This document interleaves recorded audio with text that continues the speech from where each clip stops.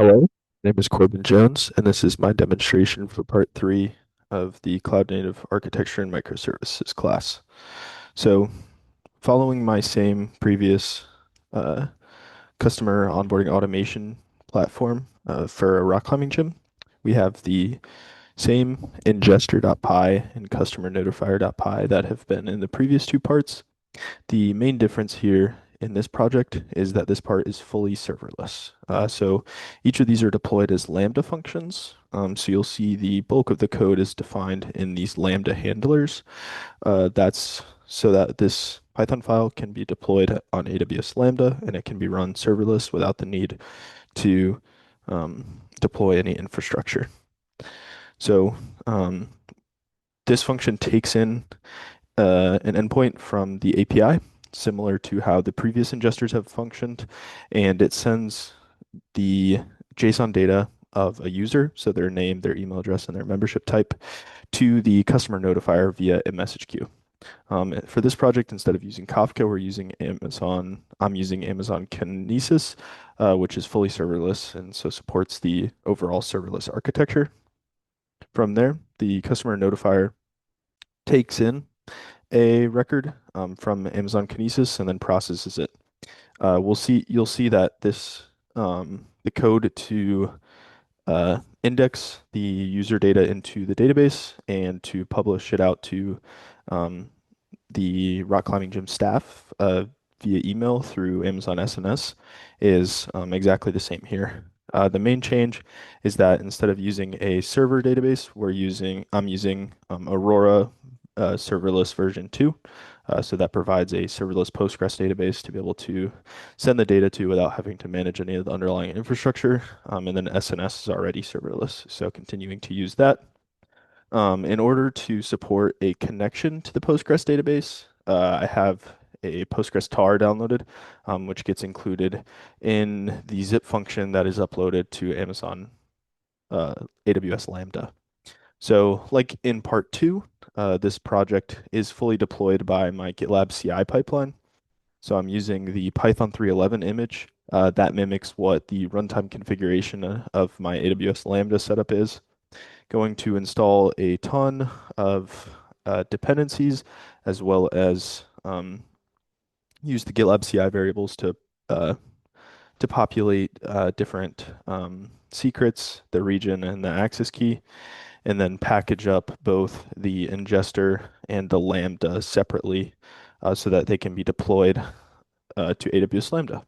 So that's a code overview, and now I will walk through a live demonstration from each of the tools. Real quick though, before we get into the live demonstration, just pulling up the latest run of my CI pipeline from 18 minutes ago, you can see that it was successfully deployed to AWS Lambda here. And this is the same GitLab repo as the first project. There's a tag for part two, and all of the code for part three is on the main branch. And since it's the same repo, you're still on that. So I have a API gateway set up. The API gateway is a completely serverless way to host API endpoints. So previously, this post endpoint would have been handled by the ingester. That ingester has previously been a Flask server, but in an effort to make this deployment fully serverless, that part was taken out and the gateway was used. So to support this, we did Alice test. Now we'll do Bob test. And we'll go ahead and make a completely new user. Um, and we will send a test request to the API endpoint. That will enable us to see how things go through the pipeline. And you can see that that request was submitted successfully. So the first step after the API gateway is the ingester. So like I said previously, this would have also contained a Flask server, but um, now the gateway handles that functionality for us, which is super nice. So the Lambda handler here, this matches the code that we walked through. I deleted some commented code. And all of the required fields, the name, the email address, and the message type and then it goes ahead and puts that record into Kinesis using the user signup stream topic there. Um, so goes from API gateway to the ingester Lambda function to AWS Kinesis, which serves as the message queue for this deployment, which then sends it to the customer notifier. So Kinesis is the trigger for customer notifier, which again um, has the source code loaded here. And we can give this just a second to load. I was testing out some stuff earlier, but we can accept those changes that were pushed 21 minutes ago. So that lines up with when the CI pipeline was run. And we can see here all the same code that we walked through on VS Code. It's publishing to, or inserting to the database and then publishing to SNS. From there, it goes to my Aurora V2 serverless database. So this is a serverless Postgres database.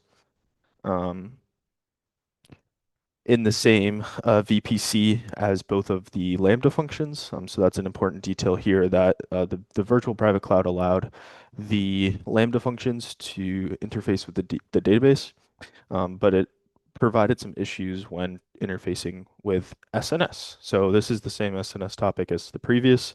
Um, Subscribed to my email address for the test purposes.